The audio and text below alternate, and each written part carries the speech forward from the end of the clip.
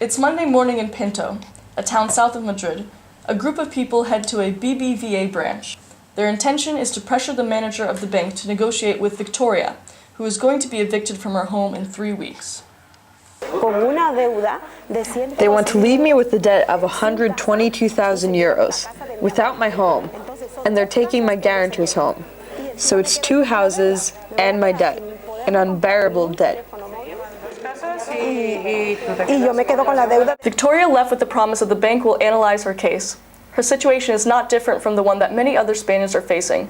Since 2007, there are around 400,000 evictions in Spain. It's a consequence of the housing bubble which affected the country during the prosperous years of the last decade, which finally burst in 2008.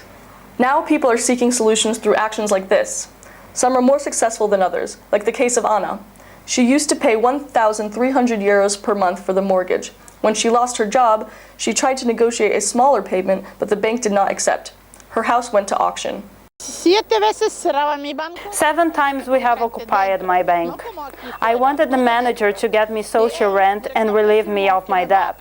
And finally, the day before yesterday, I signed a contract for social rent for 5 years, 3 months, and 1 day. The social rent is an agreement signed with the bank in which the debtor is not evicted but loses control over the property. The person is allowed to live in the home, paying a monthly low rent. Tatiana Rueva was the first person who avoided eviction in Spain. Now she is a member of the platform Afectados por la Hipoteca, an organization which offers legal advisory to people about to lose their homes. She joins protests and provides psychological assistance to people in the process of eviction. They normally come to us with a deep depression, with a crisis of anxiety. They're desperate. They don't know what will happen to them or to their children tomorrow. They need a home. Everyone needs a home. Through a phone line, we have stopped several possible suicides. I personally stopped 2 people who have bought gas to burn down the bank.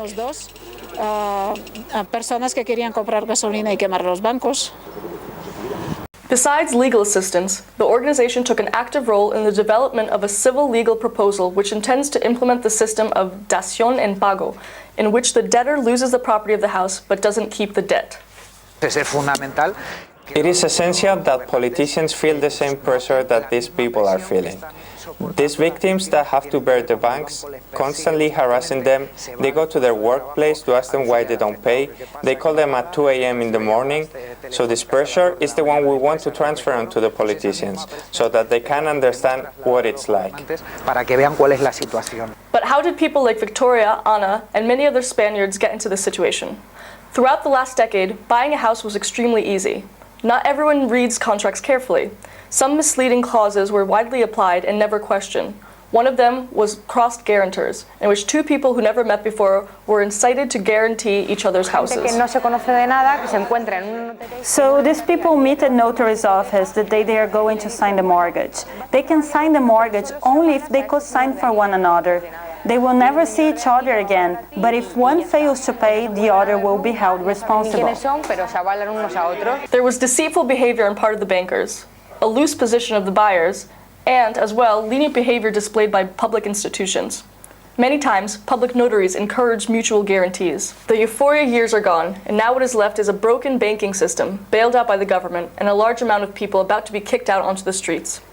Last Wednesday, we went back to the BBVA branch in Pinto. Victoria told us that she reached a social rent agreement and is now trying to relieve her debt through dación en pago.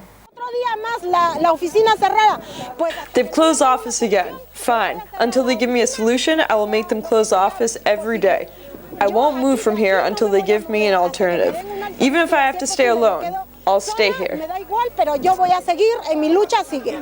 One day after this, the Court of Justice of the European Union declared that the Spanish law for eviction goes against European rules by not giving the right protection to buyers. There is a lot of pressure placed on Spanish politicians who are now analyzing the civil legal proposal that intends to solve this problem. But until something is decided, Ana and Victoria promise not to stop the noise. Sí se puede, pero no quiere.